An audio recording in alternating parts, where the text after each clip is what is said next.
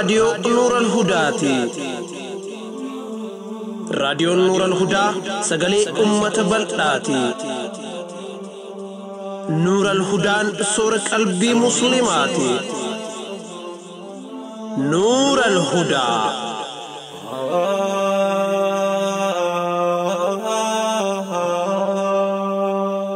بسم الله الرحمن الرحيم الحمد لله رب العالمين الصلاة والسلام على رسول الله الأمين وعلى أهله وأصحابه أجمعين.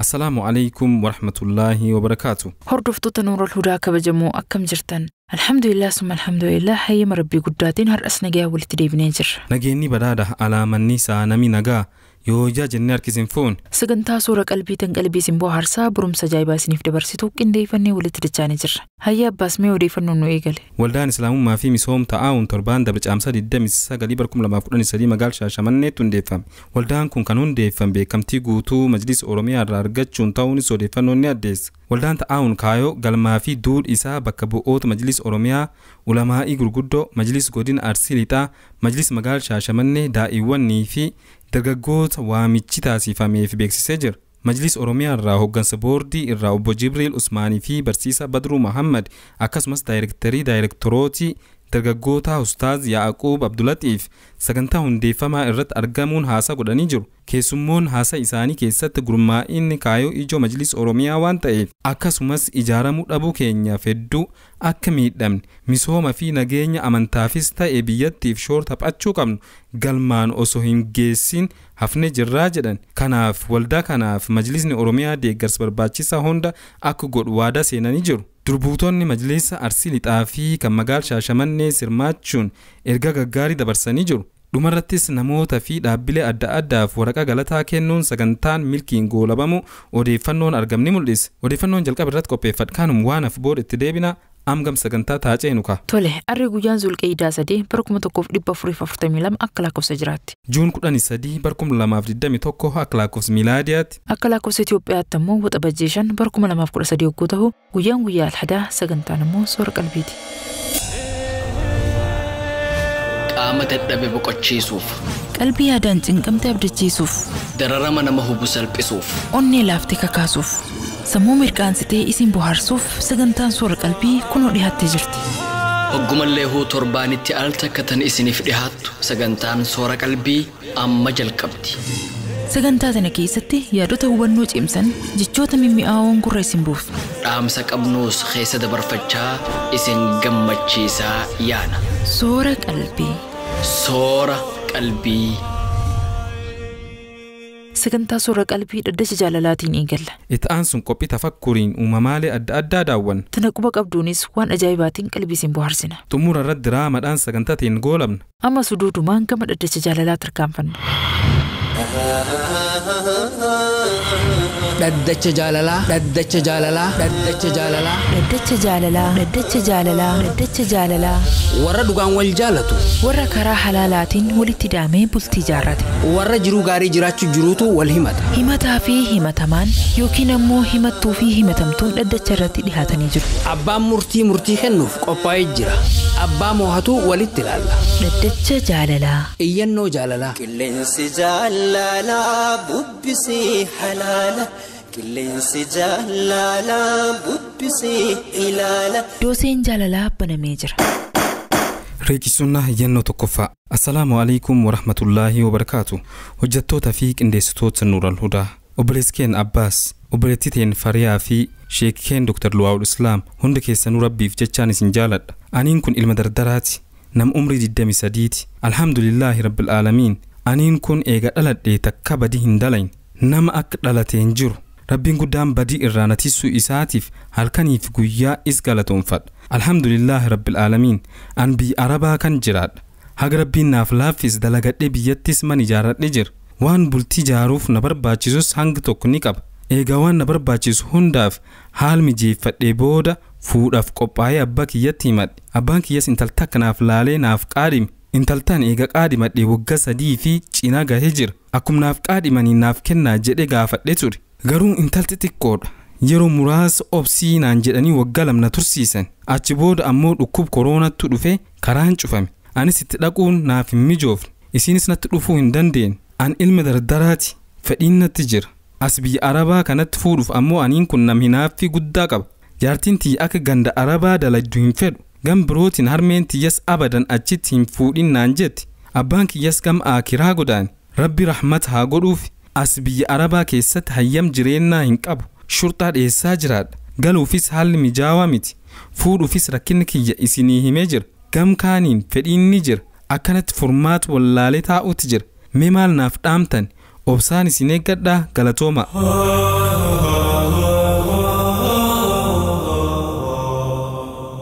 Hayyee fariyaa maal jettaan? Eega dalagatee biyyatti mana ijaaratee jaartis qaadhimatee jiraate biyyatti galoon hangana hunda waan ulfaattu natti hin fakkaatu. Tarii mallaqatu itti mi'aayee galuu dhorgita. Namni mallaquuf way jiraare ati takka taajir mallaquufee dalagaa dhiis argite beeyta. Sun dhugaa gaafa biyyatti galees ni dalagata kaa. Dhimma mallaqaa kana of dirqanii dhiisanii biraa deeman malee dubbiin ni jajjabaatti. Dhugaa jetti jajjabaadhu ka'ii galii qaadhimate fuudhii wajjin jiraadhu jennaan waan hafti gama abbaa murtii dabarsin. Ati iyyannoo lammaffaa itti fufi. Tole. Riqicha sunnaa iyyannoo lammaffaa. Assalaamu alaykum wa rahmatullahi wa barakaatuh. Akkam jirtan qopheessitoota qophii riqicha sunnaa. Maqaan kiyya Zaatu Qaanaa jedhama. Iyyannoon tiyya akkasii gadiiti. Annikaa hidhadhee guyyaa 15 booda biyya ormaa deeme. Jaarsi kiyya osoo dalagaayyuun eegaliin daddafii mallaqa erginaan jechuu eegale. Guyyaa hundaa natti bilbilee meeti mallaqni meeti yooma ergite naan jedhaan asarda. Booda dalagaa argannaan mindaa kiyya kan duraa ergeef. Ammas bilbiluun dhiisne. Mallaqni natti ergameen jiru. Mallaqa erginaan jechuu itti fufe. Achi booda dubbii natti jajjabaannaan yaa abbaa manaa kiyya. An haala kanaan si wajji jiraachuu hin danda'u. Yoo haala kanaan si wajji bultii itti fufe fuuldurri kiyyan tolu. Kanaafuu na hiiki jedheen. Anillee eega si wajji bultii ijaaree booda jiruun natti golgolooyti. Hajaa sirraan qabu si hiikee nagayetti naan jedhe. Mee nama akkanaa kanaan na hiiki jechuu kiyyaaf maaltu narra jira? Akka rabbiin bultii gaarii naa ijaarus du'aa inaaf godhaa galatoomaa.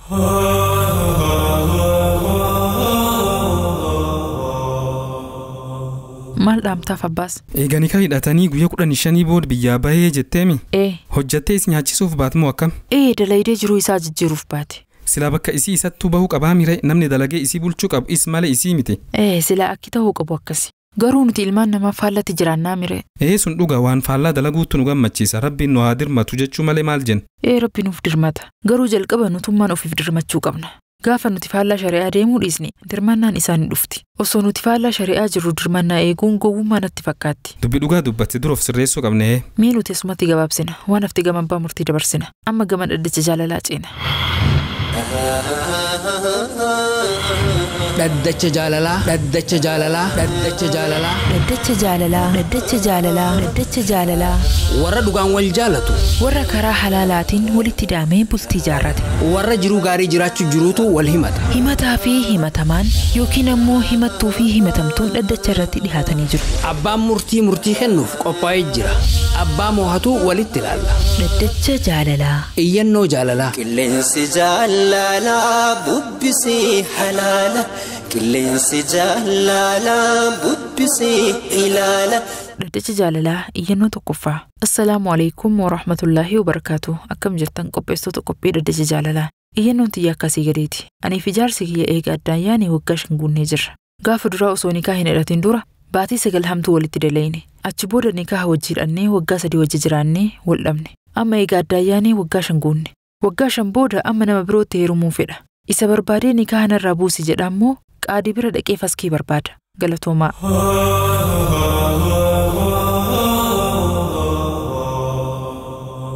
Mee maal jettaan abbaas? Iyyannoo akkanaa kan yeroo hedduu dhiyeessi nama duraallee inuma sagantaa fatawaa irrattis gaafiin tanaan wal fakkaatu yeroo hedduu dhiyaattee deebisaanis itti kennamee jiru. Sun dhugaadha. Garuu namni gaafachuun dhiisne. Maaliif gaafachuutti fufan sitti fakkaata? Tarii deebisa amma duraa waan hin dhagayiniif ta'uu danda'anatti fakkaata. Lakkisanii miti. Dubbiin tun kilaafa ulamaa'ii qabdi. Namni fatwaa garagaraa yoo dhagahe gaafii addaan hin kutu. Kilaafni ulamaa'ii ammoo waanuma durarraa jiru. Mee waan hafte gama abbaa murtii dabarsina. Ati iyyannoo xumuraa dhiheessi. Tole.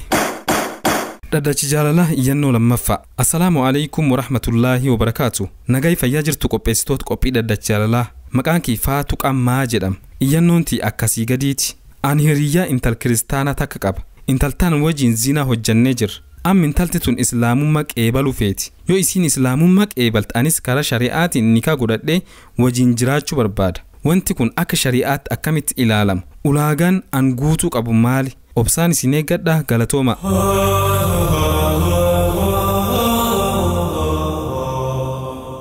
Farii ayyaannoon tunillee nama dur dhiyaataa turtee mire. Xiqqoo wal fakkaatti garuu waan adda ta'us waa xiqqoo ni qabdi. Mee maani wanni addaa? Akka hubannoo iyyataa kanaatti intala musliiman ta'uu wajjin badii dalaguu waan rakkoo qabu ittiin fakkaatu. Badii dalagaa turerraan gaafanne. Inni dhimma fuudhaa qofa gaafachuu jira. Zinaan nam hundarrattu dalagam zinaa jedhama. Zinaan musliimaa fi kaafira hin qabu guutumattuu haraam irraa fagaachuun barbaachisa. Tana namni hundi hubachuu qaba.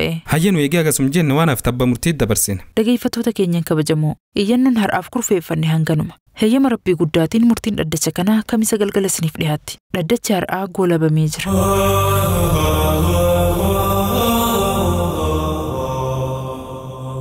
Raadiyoon NuuralHudaa sagantaa 683 Soora Qalbii guyyaa alhadaa dhageeffachuu jirtu. Qophiilee teennarraa bohaartanii barumsa guddaallee argataa jirtan jennee abdan. Mee fariyaa guyyaa hunda odeeffannoo anattu dhiyeessa. Ati hoo waan dhiyeessitu hin qabdu? Inumaa har'a odeeffannoo gaarii harkaa qabaa'u. Mee maani nutti himre? Mee sagantaa raadiyoo NuuralHudaa karaa meeqaan dhageeffachuun danda'ama lakkaa'e? Appilikeeshin NuuralHudaa YouTube, Telegiraamii fi liinkii irraa daawunlood godhataniis dhageeffachuun ni danda'ama. Amma karaalee birootis itti daballe. Mee maaltu itti dabalame? Apple Podcast, Spotify fi Deezer irrattis dhageeffachuun ni danda'ama. Professional Podcast irrattis sagantaa teenya tamsaasuu eegalle jechuu. Maasha Allah kun odeeffannoo gaarii dhugaattu. Hayyee haal kamiin dhageeffatarre? Namoonni Android fayyadaman Google Play keessaa Spotify fi Deezer download godhatuu danda'an. Namoonni iPhone fayyadaman ammoo Apple Podcast bananii RAADIYoo jedhanii search godhan. Achi booda sagantaalee raadiyoo NuuralHudaa tartiiba galee dhufa. Maali abbaas maaliif telefoona tuttuuta? Ansitti haasa'u jira bar.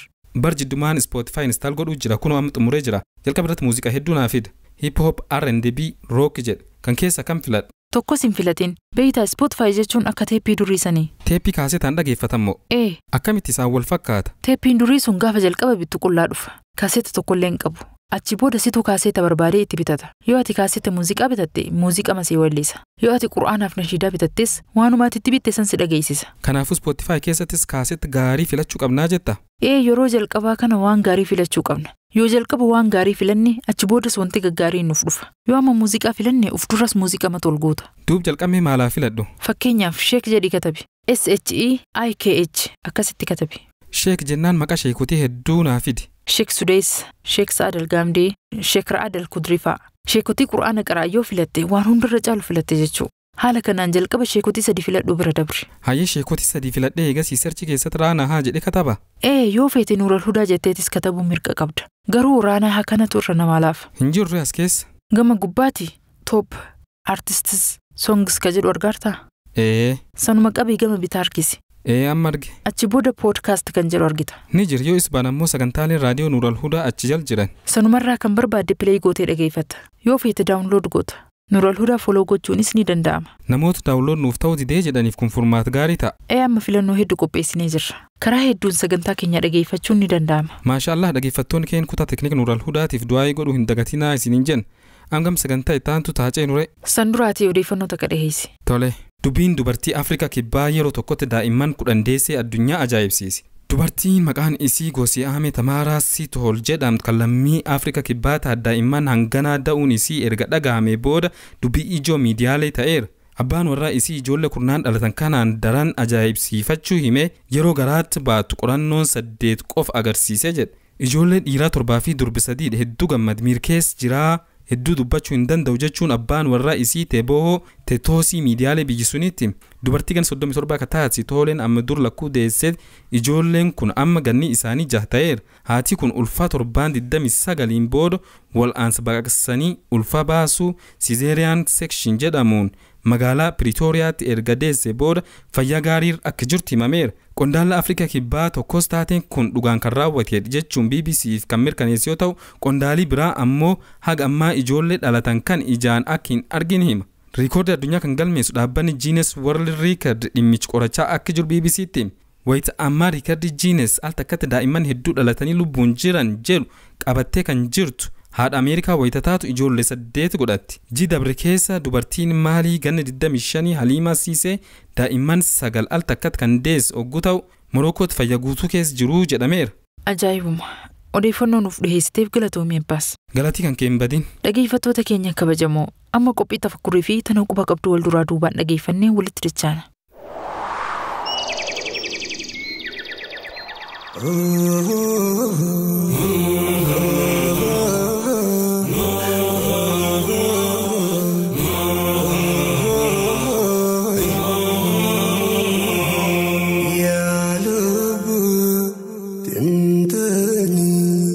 السلام عليكم ورحمة الله وبركاته.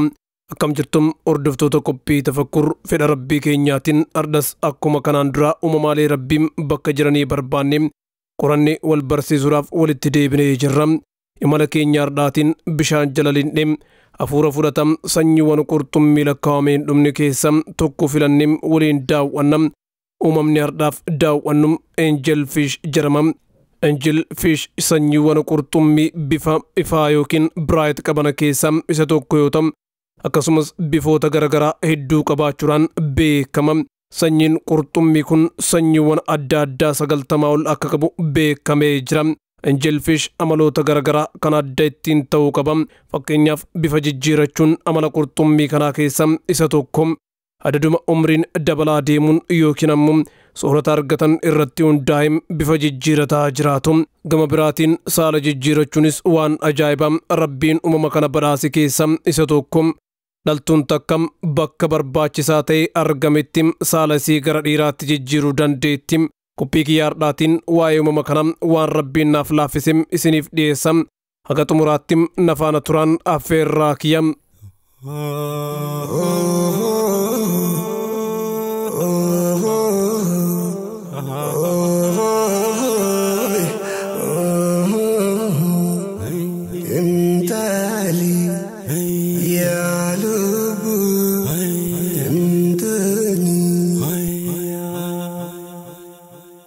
Angelfish qurxummii bifa garagaraa qabura.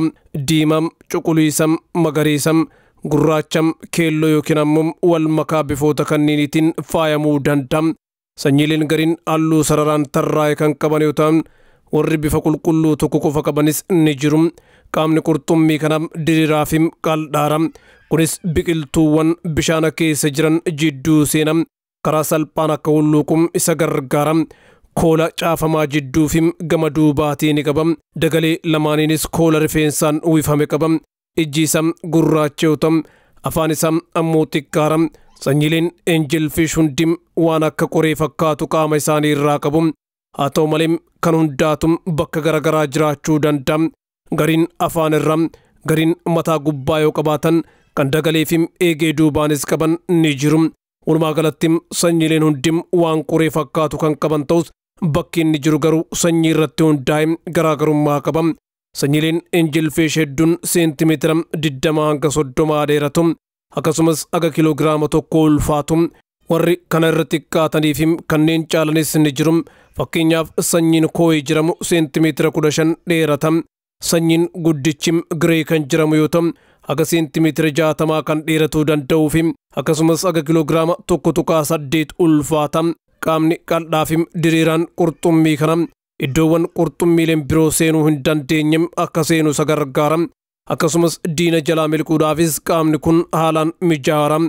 Bifti uumama kanaa haalaan ifaa yookiin bright waan ta'eef fageenya ilaallee adda baasuu ni dandeenya. Haa ta'u malee bakka diina arganitti dhakaa yookiin marga bifa qaama isaaniitiin walitti dhiyaatutti maxxanuudhaan wal fakkaatanii miliquu yaalu.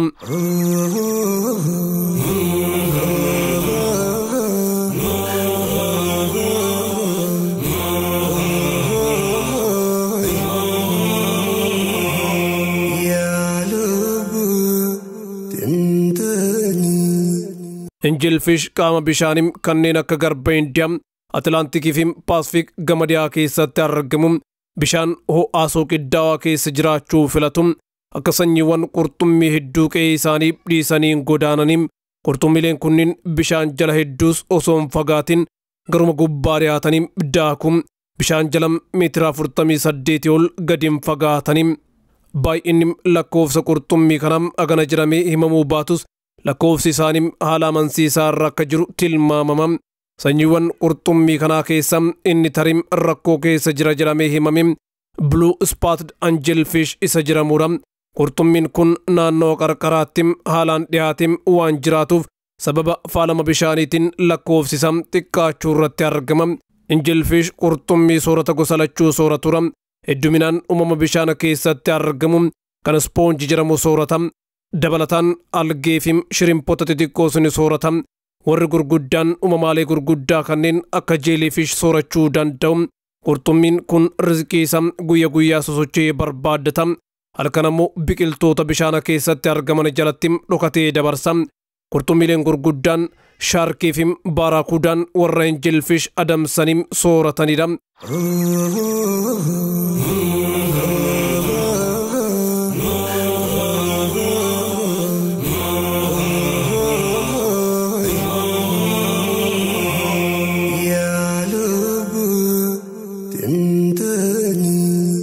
Kormaan Angelfish dhaltuuwwan agaafurii waliin wal qunnamtii wal hormaata raawwata. Kormaan tokko dhaltuuwwan afran kanneen akka jaartii isaatitti qabatee waliin jiraata. Akka carraatee kormaan kun yoo deem yookiin ammoo qeegadhiisee yoo deeme dhaltuuleen afana keessaa isiin takka gara kormaatitti jijjiiramte bakka jaarsaa buuti. Wal qunnamtii wal hormaata eega raawwataniin booda dhaltuuleen hanqaaquu hedduu hanqaaqanii. Hanqaaquun gadi aanaan 500 yoo ta'u sanyiin Queen Angelfish jedhamtu ammoo hanqaaquu hagam 75,000 hanqaaqti. Hanqaaquun bishaana keessatti buufama. Guyyaa 2 hagam 3tti bishaanuma keessa sululiyaa jiraata. Sanbooda gara laarvaatti jijjiiramee baalatti maxxana. Sadarkaa laarvaa kanarratti Angelfish hedduun qurxummiilee birootiin nyaatamanii 75,000 keessa hagni nyaatame kan hafe ammoo guddatee bakka gaha. Walitti dhufeenyi haadhaa fi abbaan ilmoolee waliin qaban hin jiru. Inumaa waliin beekanii takka hanqaaquun hanqaaqamnaan haatis abbaanis dhiisanii gara dhimma isaanii deebi'u. Warri nyaatamu irraa fi ofumaa of kunuunsee ayyama rabbiitiin guddata. Ayyama rabbiitiin qurxummiin kun aga waggaa 15 jiraachuu danda'a. Egaan kabajamtoota hordoftoota qophii tafakkur qophiin ardhaaf qopheeffadde aganuma sagantaa suura qalbii wajjin turtii gaarii qabaadha. والسلام عليكم ورحمة الله وبركاته.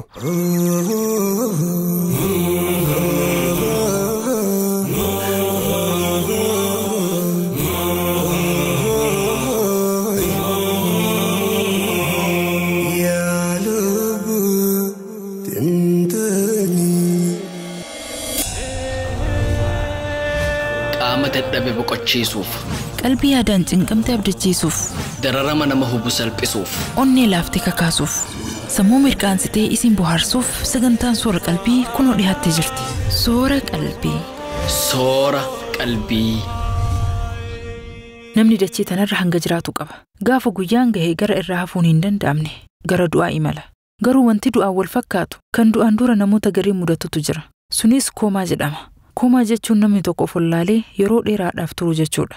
Lubbuun keessaan baane garuu akka nama jiruu sosocho'ee waan dalagu ijaan hin argu arrabaanis dubbatee deebiin kennu tarii gurraan dhagahuu danda'a garuu akkuma nama du'ee of wallaalee ciisa. Quba qabduu teenyaarraatiin namoota muraasa akka waggaa dheeraadhaaf koomaa keessa turan isiniif dhiyeessina. Tana quba qabduu, tana quba qabduu, tana quba qabduu. Tana quba qabduu, tana quba qabduu, tana quba qabduu, tana quba qabduu. Illeni Esposito. Illeni Esposito bar 1934 Ameerika keessatti dhalatti. Bar 1978 ammoo duutee dachii tanirraa godaanti. Gabaabumatti waggaa 43 jiraatti. Haa ta'u malee umrii kan keessa waggaa 37 koomaa keessatti dabarsiti. Kanaafuu waggaa qof jiraattee jechuutu irra dhugaa fakkaata. Illeniin gaafa umriin isii waggaa 6 dhibee appendix yookaan ammoo tirf anjet jedhamuun dhibamtee hospitaal seenti. Appendix kan keessa muruufis dawaa haduucha kennaniif sanbooda qaamirraa muramuu qabu irraa muranii deebisanii hodhan. Haa ta'u malee Illeniin achi booda hirriibaa hin kaane yeroo tokko ijaan nama ilaalti. Yoo gaafii gaafatamtu mataa isii sochoosuunis deebisanii kenniti. Haa ta'u malee hin dubbattu ol kaates hin deemtu. Waggaa 37 fi guyyaa 111 eega kooma keessatti turteen booda bar 1978 duutee addunyaarraa galti. Intalti sun haga umriin isii waggaa 6 guututti akkuma daa'immanii fiigaa taphataa turti. Achi booda siree irraa osoo hin ka'in duutee dhabamtaati. Edwaardaa Obaaraa waggaa 59 jiraatte. San keessaa 42 koomaa keessatti dabarsite. Edwaardaan dhibee sukkaaraa qabdi. Dawaan isiin afaaniin fudhataa turte ammoo dhiiga isii keessa seenuu hin dandeenye. Bara 1970 follaaltee hospitaala seente. San booda koomaarraan dammaqne. Nyaanni ujumoodhaan kennamaafii ture. Maatiin oliif gadi garagalchaa waggaa 42 kunuunsa godhaniif. Haati isii wal'aansisiitiif liqaa seentee $200,000 ol idaan irratti bahe. Abbaan isii isiin hospitaala seentee waggaa 6 booda du'e. Haati isii ammoo hanga bara 2008tti ilmoo isii kunuunsaa turte. Waggaa 4 booda ammoo Edwaardaan duutee dachee irraa godaante. Yeroo garii kasaaraa akkanaa kanatu nama mudata. Maatiin wal'aansisiitiif doolaara kana hunda liqeeffate. Isiinis hin fayyine. Idaanis irraa hin hafne. Rabbiin kasaaraa akkanaa namarraa haa qabu. Aruunaa Shambaa'oog. Aruunaan lammii Hindiiti. Ogummaadhaan narsiidha.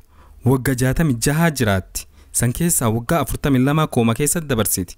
Bar 1973 osoo hospitaal keessatti tajaajila kennaa jirtu dargaggeessi hospitaalum san keessa hojjetu tokkoon yakkii gudeeddii irratti raawwatame.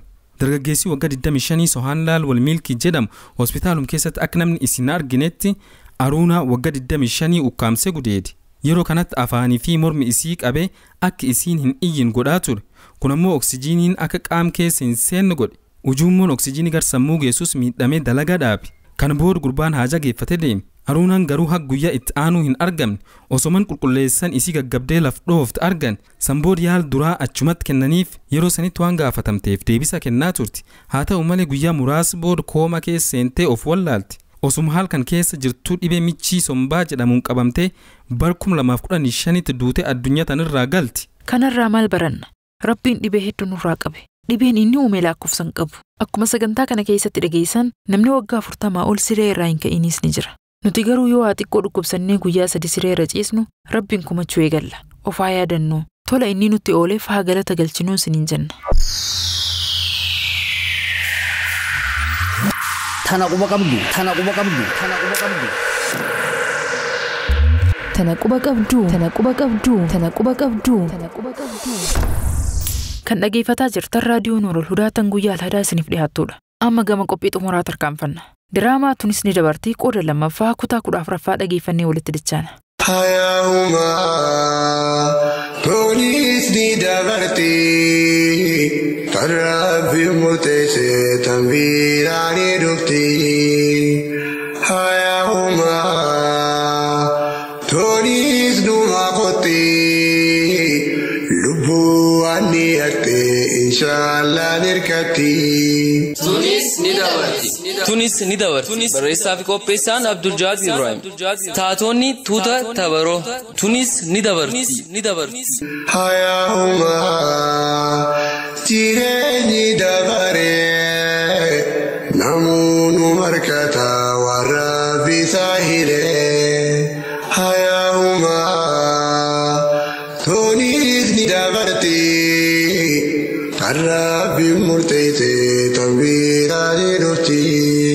Tarraafi murteessee tanbiiraanii dhufti. Addunyaa tanarraa kamtaan as akka uumaa wayyoo namni akka ammayyaas yoo madarasaa keenya keessa harka baafate malee sirni baruu fi barsiisuu waan itti fufu natti hin fakkaatu. Akkamittiin maal balleesse inni? Waan inni balleesse amma haasa'uudhaaf yeroo naaf hin gahu. Garuu namni shirratatu namni yeroo hunda sharrii dalagu akka waan toltuu dalageetti yaadamee yeroo badhaafamu haammoo gaarii hojjetu akka waan balleesseetti yeroo adabamu haalli kun hanga jijjiiramutti nasrii rakkachuun hin danda'amu. Inshaallah Tunis Ni Dabarti. Namni dalagee guyyaa itti qoomatamu. Namni hojjetiin guyyaa itti eebbifamu. Hafuuf teessi inshaallah. Obboleeyyan kiyya waan takka ta'e isiniin galiin jiraafee ta'a. Yeroo hedduu nama hin beekne qofaatti dogongoruu jechuu miti. Dogongorri hamaan kan warra beekuutiinuma. Namni beekus ni balleessa. Bani Israa'el nagartanii kunu osoo beekumsa qabanii jallatanii bar. Beekumsi san hamturaa isaan hin tiisne. Beekuu qabxiin gahaa miti waan beeknuti dalaguu barbaachisa malee. Hundaafuu Rabbiin gaa osoo beekanii jallachuudhaan haa tiisu. Amiin amiin. Sanni hojjetaa mootummaatiin natti fakkaatu. Duboo hojjetaa mootummaa madarasaa keessaa maal godha? Barni ani yeroo tiyya madarasaa kanneetiin tajaajilaa ja'a. Laal hojjetaa mootummaa ta'uunsaa balleessaa miti. Garuu madarasaa keessatti qoodni isaa beekamuu qaba. Ambar garuu akkaan afaan isaa irraa dhageetti ambilaashittiin tajaajilaa ja'a. Dubbii wayii akka afaanii taati duba. Dhugaa keetee silaa namuu akka dubbatutti dalage. Itoophiyaan Chaayinaa bira nukutti. Guddina ammoo. Dubbii tiyya qoosanna duraan jijjiirina. Warra waan jee dalagu Rabbiin haa taasisu gaa. Amiin amiin. Yaaboo kanumatti du'aayii goonee ofirraa dhiifnee rooyyaa. Du'aayii qofa godhuun gaanatti fakkaatu. Tattaafachuutu barbaachisa. Bar karaatti tattaafannu hiree nuu kannine. Yeroo nuti keessa seennee waan dandeenyu ni gumaachinee na carraa nuu kannan. Sagaruu maaltu nu galchisa? Maaltu nu naqe? Nuti madarasaan barannu hin barsiisu. Akkamitti kannettan maaliif nu golchine? Dhimma Islaamaati bar. Ati garuu kana hunda dhiphachuun qabdu piliis. Garuu callinni ilaaluu qabna duboore. Sirrii miti moggaa dhaabbatanii daawwachuun hin barbaachisu. Addunyaa tanarra sababni dogoggorriitti heddummaatee kana nama balleesseen dhaabbachuu qabna. Akkas ta'uu baannaan wanni tolu hin jiru. Bara kabajii dalagu jiru waan sirrii jiruuf sa'aawi. Itti callifnaan akkasi. Ammoo obboleeyyan kiyya yeroo takka takka wanni rakkoo ta'u maal seetan niin sirreessa jettee fa'aa balleessuu malaa beeta. Erguttu bara yeroo hunda tanumaan sodaadhaayi. Dongora yeroon arketan maafin itti hirmaachuu dhiisa. Niin tolcha je'ee darayyoon hin balleesse hoo je'eetii yaaddawa. Abjuu sodaa hirriban dhaban jaamboo. Sirri hoo zabanaa akhir jira rabbi nu haatiisu haqa nu haqunnamsiisu. Akkana malee kibira akka jaanni jirtiire. Ammoo gurbaan kun dogoggora seenaan dhiifama isaan goone hojjetu jira. Yoo ta'u hubatee malee rabbiin isaan araaramu. Garuu gama rabbii deebinaan rabbiin ni araaramaaf. Kaayoo soo hubatee dhugaadha. Ta rabbiitti hin seennu. Hayaa'uma jireenyi dabaree namoonni markata warra bisaa hiree. Yaa obboleettiitii leensaa teenya dhiyootan akka ittiin minni beektaami. Hayi dilaaman daganya seesiin maal bantan sanaan gallee barmeen ayi maaqa. Hayi akhiramuu maadhaa hawweetti himne. Inna lillahi wa inna ilaihi raaji'uun. Wayi ilaaman daganya isin akkamitti isin hingaammaatti nimin. Mee osoo isin itti nimin yoo alagarraa dhageesseyo. Fakkeenyaaf namni alaa dhufee leensaa baga rabbi nagayaan biyya si deebise. Ummaateetiif illee rabbi rahmataa godhu. Atis si haasab barsiisu. Yoo jahaniin hangam takka ulfaatame. Dhugattu an dubbiin tun haalaan naachisu jirti obboleeyyan kee. Dhuguma rabbittuu anillee dubbuma tanaan naachisu jira. Ammaa dhaga'uun malti bar. Waan dhageessee natti hin fakkaanne garuu yoom dhuftii itti bilbilaa jechuu jirti. Silaa dhageessee akkana waan jettuun sawa. An dhugattu yeroo isin gaafii tanana kaastu ni yaaddawa. Hedduu na dhibbisu jira. Laata akkamitti itti haayimnu? Eenyutti haayimu eenyutti himuu wayya. Kalee ifiifi waan naan jette dhageessanii. Maal sin jette adde? Karaan hin tolfamne ni aana naan jette. Riqichaa cabee enneen himi ammaan dura. Garuu ilaayoom itti hijimnasa. Abootan bira jirtii naan jettee bananaanis. Tanuma keessa barga abbaan Haashimis waa'ee fuudhaa so'a. Yoon fuusis naaja. Bari innis ajaa'iba qaba. Hayi tana keessa waa'ee fuudhaa ofa. Ammaatiyaafis rabbi haa rahmatu. Inninis fuudhu qaba. No kun tukkii miti. Yoo xiqqaate leensaan dhagahuu qabdi. Eegas tasgabbaahuu barbaachisa. Anilleen akkanuma jeetii yaada. Amma fakkeenyaaf leensaan namni haariini maalii yoon hin jette maal jennaan. Jaartii abbaa baanteeti. Ta haarii fuusisnu san. Saduruu hunda bixxani. Laki haasawuma goone dubbiin tun sirrii miti. Mee mala akkamitti baafna? Ammalaan harkeessa garuu haqa itti himuun ni barbaachisa. Eenyutti haayimee obboleettiiti? Ati itti himuu wayyu? Lakki ani sodaadha. Dhugoomsaan itti haayimu. Hayyaa ani yaadda. Ilaa har'amaa naani miyyoo naan jette an deebisaan qabu. Abbaan keenya itti haayimu. Abbaan itti haayimu. Way dubbiin nama dhibti. Hayaa'uma Tunis Ni Dabarti. Rabbi murteete tanbiiraalee dhufti. Assalamu alaikum warahmatullahi wabarakatuh. Waalaikum salaam warahmatullahi wabarakatuh. Abbaan Haashim kun nu dhubeega. Buma san nuti hin kaasin. Yaa boo dhugattuu akka nutti hin dhoofne. Maal haasoo jirtan sagalee ol fudhadhaa. Lakki nagayumaa haasoo jirani. Waanuma dhimma isaaniiti. Maaliin hirmaachisu na laallatu? Silaasii hirmaachisee sagalee laawul godhameete. Haa amees ni haataatu. Leensaati yoom dhufte? Nagee fayyaa. Nagee fayyaa alhamdulillah adeer. Barra xiqqoo bubbultee dhageenyaati barra torbaan fixatte.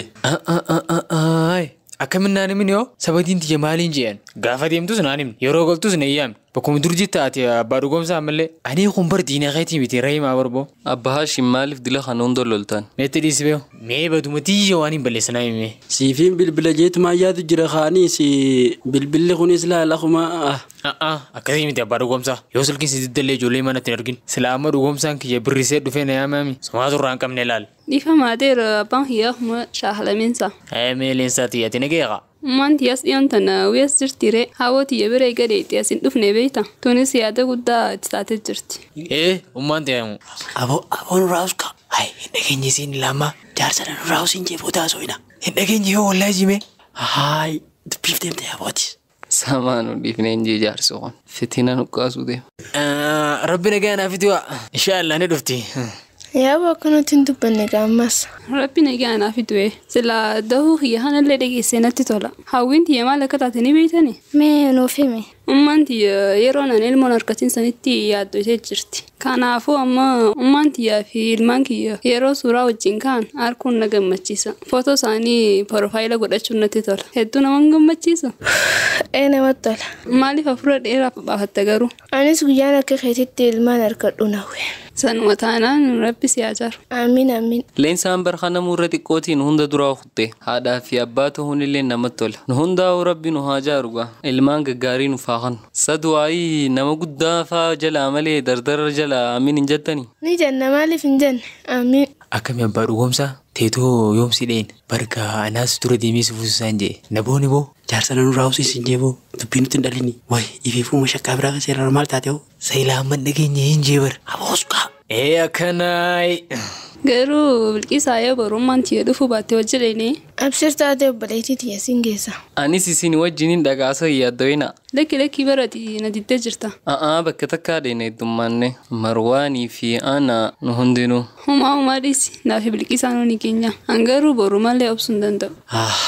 يا رب تكلي قاسي بيخ. أبا ما تاتي ما توكس ياجس. لكي بر ليس تكلي نوماتي متي. سيدكو بي أبي ما لو ربطنا فيه.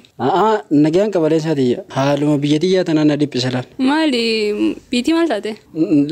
نجيم بيجتي تنا بان انترتيه. رب نجينا هاقولو. مالي سجارو مالي. حياهما تونس ني دابرتي. Karaabii murteessee tambiiraalee dhufti.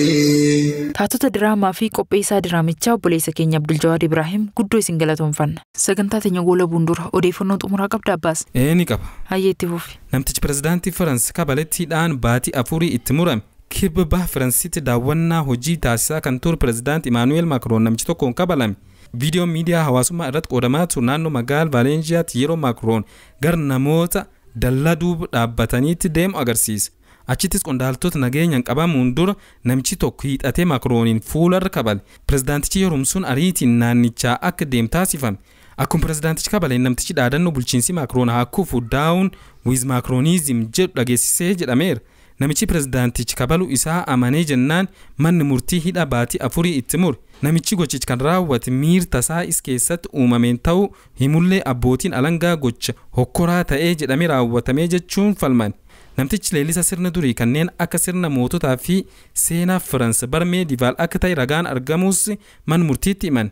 Fuul Instagram isaa gubbaatti qaama Federeeshinii Biyyoolessa Historic European Martial Artist ta'uu ibsee suuraa uffannaa bargiddu galeessaa yookaan ammoo middle age uffachuun goraadee harkatti qabatee ka'e qaba. Shakkamaan kun yeroo Macroniin kabalu dhaadannoo Montjoie Saint Denis down with Macronism jedhu dhageessiseera. Odeeffannoon xumuraa ammoo Saawudiin lammiileen biyya biroo hajjii barkanaa irratti kan hin hirmaanne ta'uu labsiti. Ministeerri hajjii fi umraa ibsa baaseen sirna hajjii barkum 1442 lammiilee Saawudii fi namoota biyyattii keessa jiraatan qofaaf kan hayyamam ta'uu beeksise. Lakkoofsi namoota sirna hajjii barkanaa irratti hirmaatanis 60 qofa akka ta'uu fi akkasumas namoonni hajjii gochuuf jiran hundinuu warra talalli COVID-19 fudhatan qofa akka ta'an ibsame. Weerar COVID-19 wal qabatee bar dabres namoonni muraasni Saawudii keessa jiraatan qofa hajjii godhuun ni yaadatama.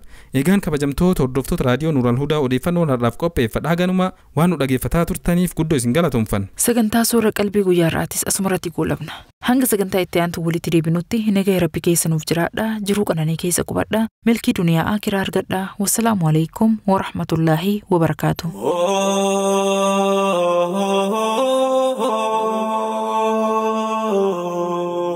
NuuralHudaa Soora Qalbii Muslimaa